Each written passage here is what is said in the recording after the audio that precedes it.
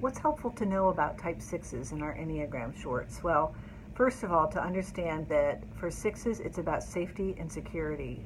And so if you're wanting to feel safe and secure, think of the Boy Scout motto, be prepared. And if you're going to be prepared, you better know what you have to attend to if things go wrong. You darn well better know who your people are, who your group is, and you better know who the authority figures are. Who are the people in charge? What's the pecking order here?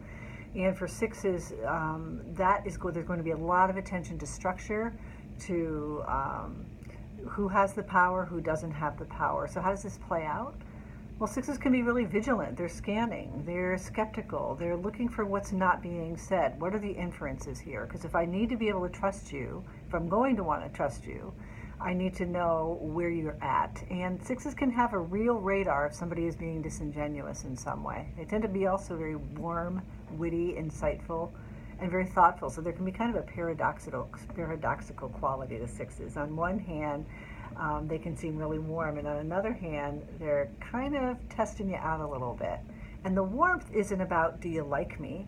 The warmth is about, if we're connected, then I can trust you. And then there's kind of a relaxing in their system, because oftentimes, not always, but oftentimes 6s tend to have pretty sensitive physical systems. That is, that they can get charged fairly quickly.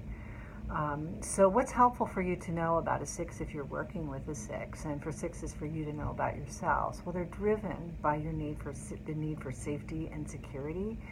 And if you're looking for safety and security, I might trust you in one moment and doubt you in the next. And it's helpful to know 6s do this to themselves too. So it's not just somebody's doing something to you. It's happening internally.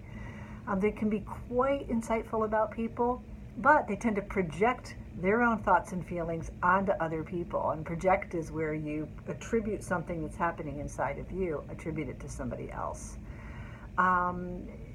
They'll trust you if they feel warm towards you, but they may not trust you if it doesn't feel genuine. Again, like I said, 6s have a real radar for people who are being fake, even if they might be acting fake in order to get that connection, all right? So there's also a tendency towards procrastination, because if I take action and I spring into doing, there's sometimes in the 6's mind somebody who's going to doubt them, somebody who's going to question them, perhaps an authority figure who's going to call them on one small detail. So there's an active imagination of what can go wrong, so action can sometimes be difficult. They like to have a group they can trust, and they're really loyal, almost to a fault, to their people.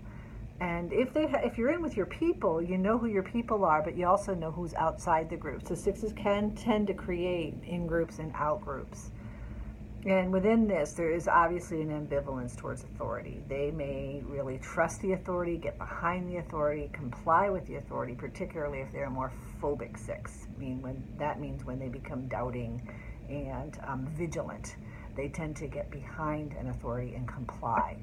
A counterphobic 6 is going to challenge the authority, to challenge conventional notions of things when they become doubting.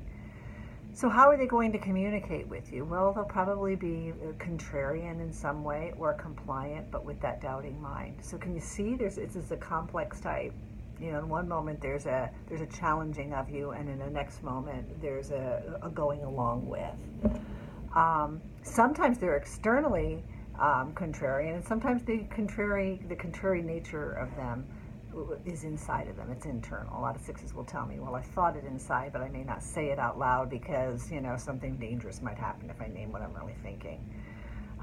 They tend to, in relationships, surface the problems areas in the interaction, and you might feel doubted, you might feel questioned, but for a 6, when they can surface the problem area, seeing what's not being named, what's not being said, it can relax their system. And then there can be the trust, and 6s a lot of times have an absolutely great sense of humor. But if they surface the problem areas, it might feel negative to you, but there's also a way of feeling like, are you engaged? Are you showing up here? Are you going to stay here with me? They may talk really fast because there's all of these ideas floating around in their head, and so You might sometimes find them hesitant and unsure because they're checking things out, and they might be talking really, really fast as they try to get it all out, and think that's how their mental processes are. Other times they can sound really bold and confident. So in one moment they're hesitant and unsure, and another time it's almost this counterphobic move where I'll sound really bold, really know what I'm talking about, but sometimes that's driven by fear. And before in relationship and how they'll communicate, sometimes you're going to notice they're going to check in with you, ask you a lot of questions. They like to check in with their people and the people that they trust and the people who have earned their trust. And they're doing this to gain clarity, to get some certainty. And again, that's what the challenging is too, trying to gain clarity, trying to gain certainty. The biggest thing that I notice with sixes when I'm working with sixes is it's really hard for them to digest positive feedback. I don't know if you knew this, but did you know it takes 11 seconds to digest a compliment? 11 seconds. And so for sixes, if their attention's going to worst case, they can really miss what they're doing well. I find that sixes oftentimes have a tendency to have an amnesia to their success. But regardless of who the feedback is coming from, they need to trust you and trust who's giving it. So that's a little Enneagram short on sixes. If you're a six, feel free to comment, and say how you experience your sixness. If you're in a relationship with a six, you might want to, talk about it. But please be respectful. These are human beings we're talking about, not types. So we're always more than our types. So I'll see you on the next Enneagram short.